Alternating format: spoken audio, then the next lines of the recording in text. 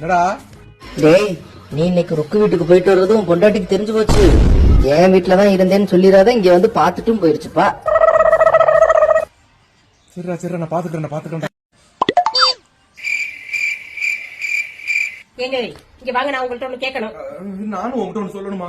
இல்ல நீங்க எங்கிட்ட வாங்க, நான் உங்கள்ட்ட ஒண்ணு கேட்கணும். நானும் உங்ககிட்ட ஒண்ணு சொல்லியே ஆகணும். சொல்லுங்க.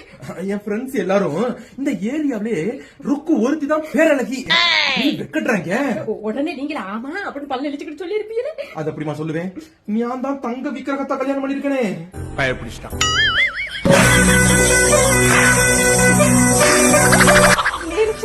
யோசிக்கிறேன் இருமா. ஒருவேளை அவங்க சொன்னது உண்மையா இருக்குமோ அப்படின்னு நினைச்சு பாக்கலான்னு போனேன். அங்க போய் பார்த்தாதானே தெரியுது நீ எங்கேயோ இருக்க, அவன் இங்கல்ல இருக்கா. நீ நடந்தா தங்க தேரு, அவ பழைய பென்ஸ் காரு.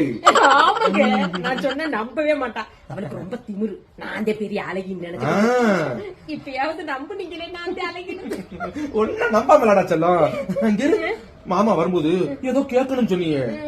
வெயில்ல அழைச்சு போய் வந்திருப்பீங்களே, உங்களுக்கு ஜூஸ் வேணுமா மோர் தண்ணி வேணுமான்னு கேட்டேன். ஏதாச்சும் ஒண்ணு தாடா.